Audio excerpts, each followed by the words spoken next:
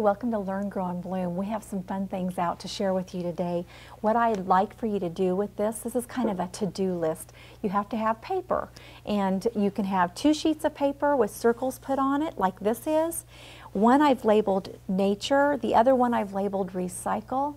And after you've gone on a nature walk, you can bring your things home and empty out your sacks and kind of sort through and help your child determine what is some things from nature and what are things that you can recycle.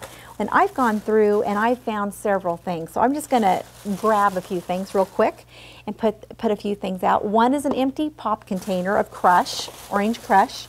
Another one happens to be Gatorade.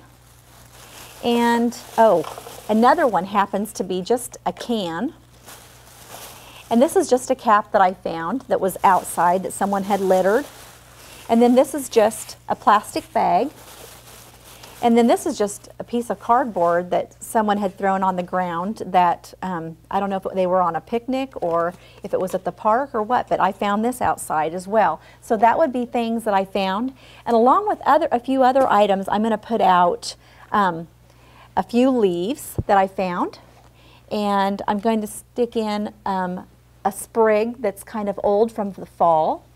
And one other thing I'm going to put in is a pine cone, and last but not least, one of these hen and chicks that I've just found that's popping out and greening up with the signs of spring. So what you're going to do is you're going to take these items and you're going to ask your child, is it something from nature or is it something that is something that we can recycle? And you're going to probably need to talk with your child about what recycle means, because that may be a new word for them. And of course we know recycle means that we're going to be able to reuse the things that we have found. So with that, I would ask them, is this something from nature? Well, hopefully they would say no, but we talk about what it is and what it's made of, and if you can squeeze it, and what color it is, and that this is clear, and it even rolls, so it's kind of like a cylinder. You could even bring new language into it. But we're going to put this over here with recycle. Here is another couple of things that we found outside, and you can talk about the texture and how they feel. These actually feel cold, but you can put these in this place. You can ask them if it would be something you would recycle. And of course, leaves are not something you'd recycle. They're a living thing. We've actually popped these off of a plant outside, so actually these would go over here with nature. This is something else that you would ask. Is this something from nature, or would you be able to recycle a pine cone? Well, that's an interesting question, because there's a lot of folks that actually recycle pine cones and use them in beautiful floral arrangements.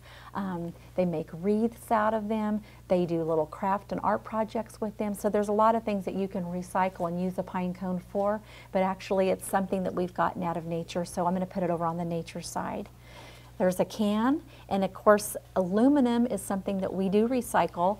We can even recycle that for money, so that would be a great way for children to learn how to recycle and then come and bring your cans in and exchange those for cash. So again, we're going to put that over on the recycle side. There's a few other things that we know that we're going to put over here with nature. Of course, this is a plastic sack, and since it's plastic, just like this plastic container and this plastic container, we're going to put it over here with the recycle side. This lid, that's another thing that we need to put over here with recycle, because again, it's plastic, we can recycle that.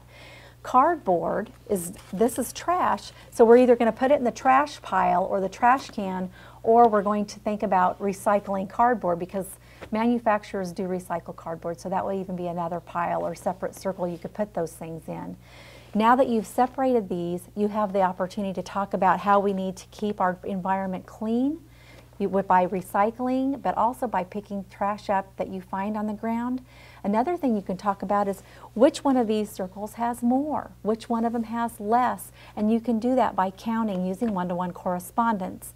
One-to-one correspondence is really where you take one and you slide it over so that you recognize that this is just one and it doesn't get counted again. So there's 1, 2, 3, 4, 5. There's 5 things over here in this pile for nature. Let's count how many over here for recycle. 1, 2, 3, 4, 5.